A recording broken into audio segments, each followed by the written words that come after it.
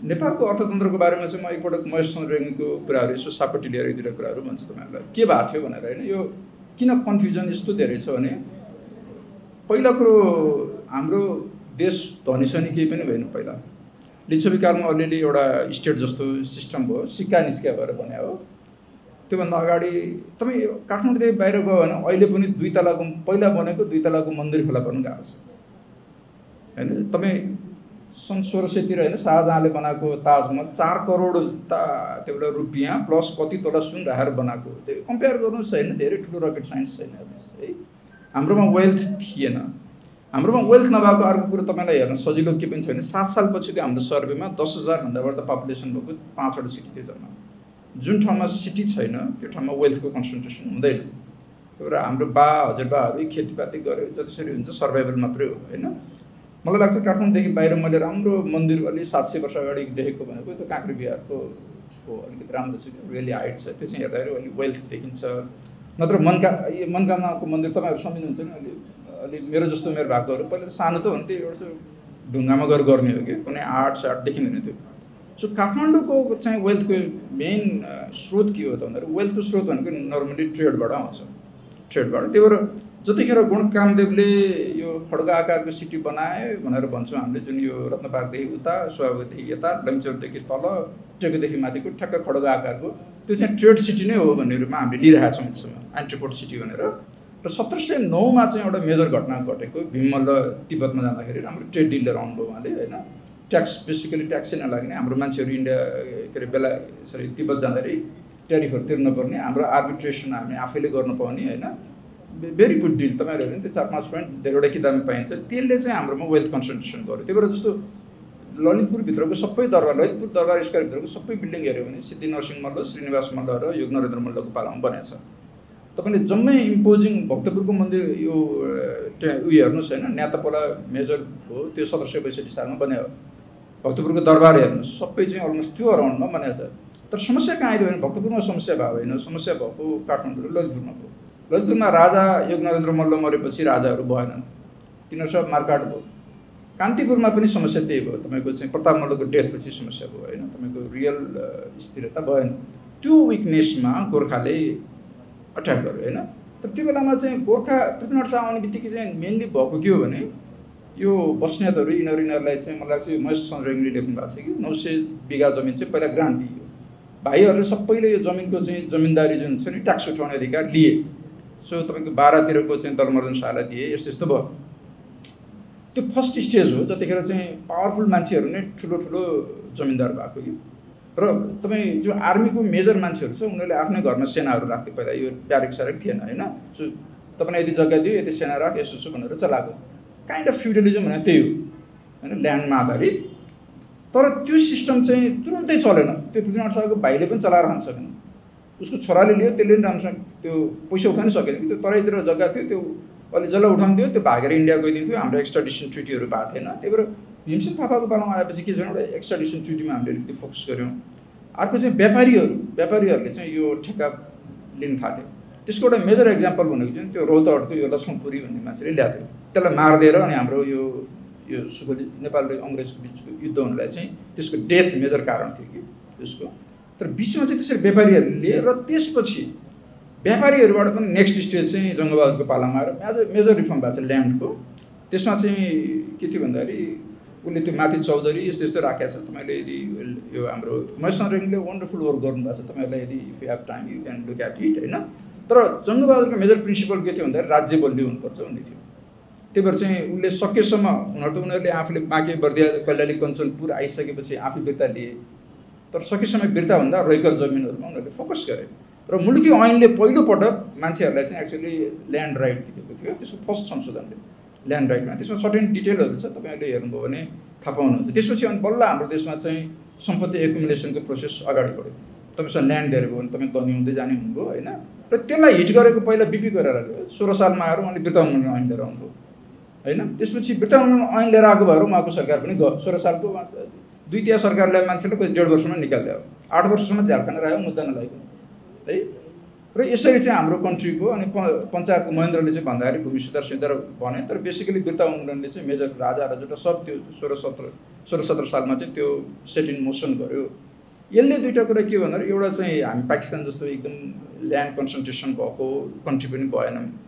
हाम्रो देशमा अहिले पनि जस्तो चितवनतिरको भन्दा मलाई एकदम पुरै इक्वल सोसाइटी जस्तो लाग्छ, 4-5 बिघा जमिन जमेको होइन। त्यो चाहिँ भयोभरको हजारौँ लाखमा बिघा जमिन भएका मान्छेहरू, त्यो 7 सालमा चाहिँ 3टा परिवारको हातमा 3,69,000 त्यो बिघा जमिन भन्ने डेटा छ हाम्रो बिर्ता उन्मुलन अफिसको होइन।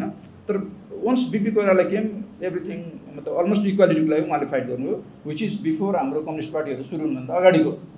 यो कुरा भन्न तपाईँहरूले अप्ठ्यारो मानेको म आई डोन्ट लाइक इट होइन। तपाईँहरू सकेसम्म बिपीको नाम पनि नदिउँ, इक्वालिटीको कुरा पनि त्यसै विदेशकै मात्र एक्जाम्पल दिउँ गर्न नै हुन्न कि आफ्नो कन्ट्रीको एक्जाम्पल चाहिँ क्लियर हुनुपर्छ होइन। अनि त्यसपछि बिपीको सबै स्टोरी सक्यो त्यहाँबाट होइन। उहाँ झ्यालखाना 8 वर्ष झ्यालखाना पऱ्यो, एक दिन मुद्दा लागेन। दुईतिरको सरकार हो, त्यही त फेयर हुनु पऱ्यो नि यार, त्यही त फेयर हुनु पाइदिनु पऱ्यो नि सबैले होइन। उहाँ बस्नुभयो, उहाँ बाँचिन्जेलसम्म उहाँको वरिपरि यो देशको पोलिटिक्स घुम्यो होइन, एकदम क्लियर छ। उहाँ बितेर गइसकेपछि 46 सालको आन्दोलनमा वामपन्थी काङ्ग्रेस सबै मिलेर काम गरियो होइन।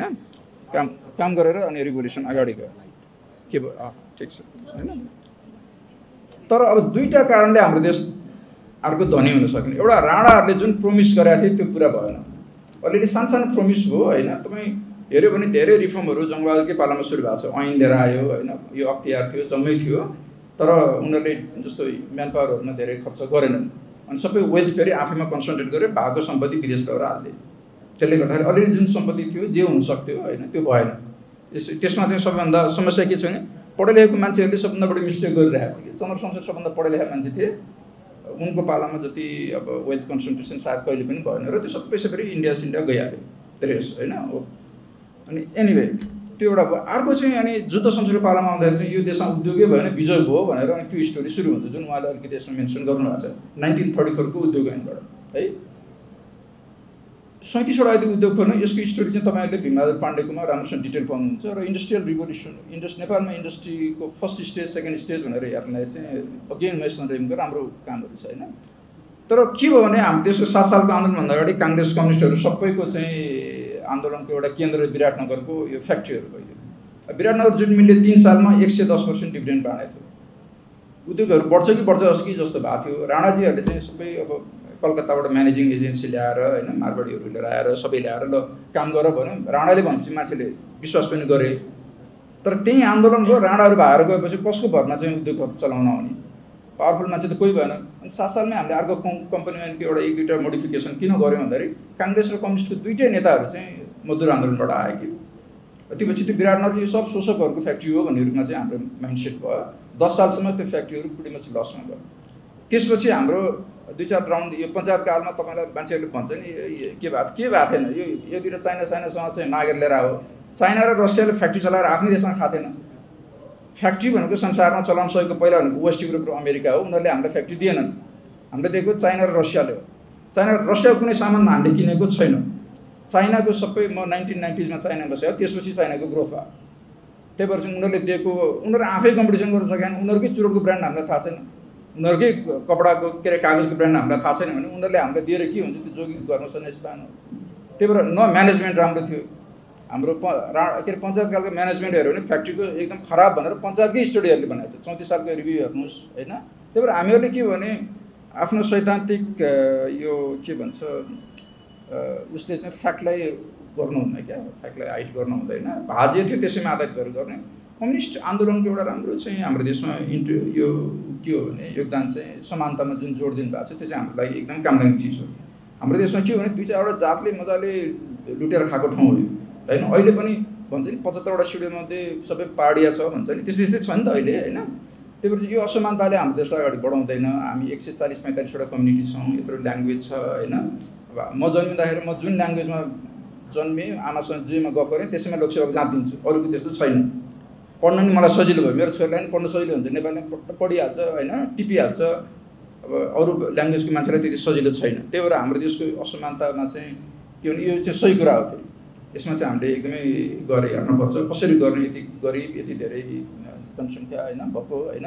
त्यही भएर चाहिँ जुन समानताको मुद्दा छ त्यो कुरो एकदमै जायज मुद्दा हो।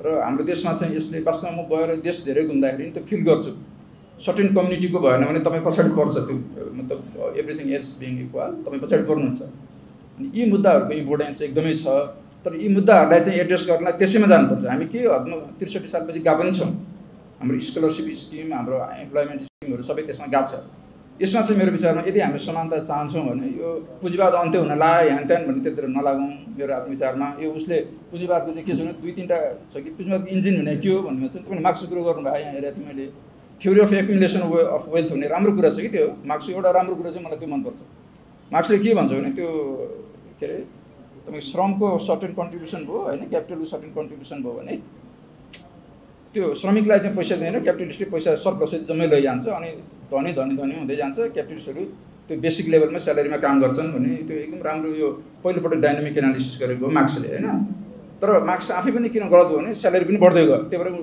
पुँजीको सेकेन्ड पार्ट आउँदा पनि आएन पुँजीको सेकेन्ड पार्ट जुन आउनुपर्ने थियो आउँदा नै आएन होइन सो एनिवे तर यो इकोनोमिस्टहरूले काम गर्दाखेरि गलत हुन्छ हाम्रो नोबेल प्राइज विनरहरू लेखेको पेपरमा नै एरर हुन्छ कोही सबैले समग्र सत्य देखा पनि हुँदैन होइन इकोनोमिस्टहरूलाई देउता सेता जस्तो मानेर यसको बाद यो फलानु छोड्नै हुँदैन म कट्टर मार्क्सवादी हुँ भन्ने कुराहरू पनि खासै सही होइन होइन ओपन माइन्डेड हुनुपर्छ हि क्यान बी रङ भनेरै जानुपर्छ होइन इभिडेन्सले रङ गर्यो भने हामी रङ हो भनेर भन्नुपर्छ अनि एनिवे त्यो मार्क्सले त्यो भनेर भन्नुभयो तर क्यापिटलिजम चाहिँ दुईवटा कुराले चल्छ भन्छौँ होइन एउटा चाहिँ क्रिएटिभ डिस्ट्रक्सन भन्छ हामीले यो चाहिँ सम्पुटरको हो क्रिएटिभ डिस्ट्रक्सन भने चाहिँ क्यापिटलिजम भनेको एउटा चिजलाई अर्कोले सिद्ध्याउँछ तर क्यापिटलिजम अगाडि बढ्दै जान्छ कि जस्तो कोडाक थियो पहिला देशै संसारै कब्जा गरेको थियो डिजिटल टेक्नोलोजी आयो सिधै थियो होइन त्यही भएर चाहिँ वेल्थ कन्सन्ट्रेसन अर्कै तरिकाले हुन्छ यो इन्भेन्सनहरू यताउताबाट हुन्छ भनेर भन्यो होइन जुन मार्क्सले भने जस्तो एउटाले खाएको खाइ गरेर कन्सन्ट्रेसन हुन्छ भन्नेमा जाँदैन होइन अर्को चाहिँ यो कजनेट्सको एकदम इम्पोर्टेन्ट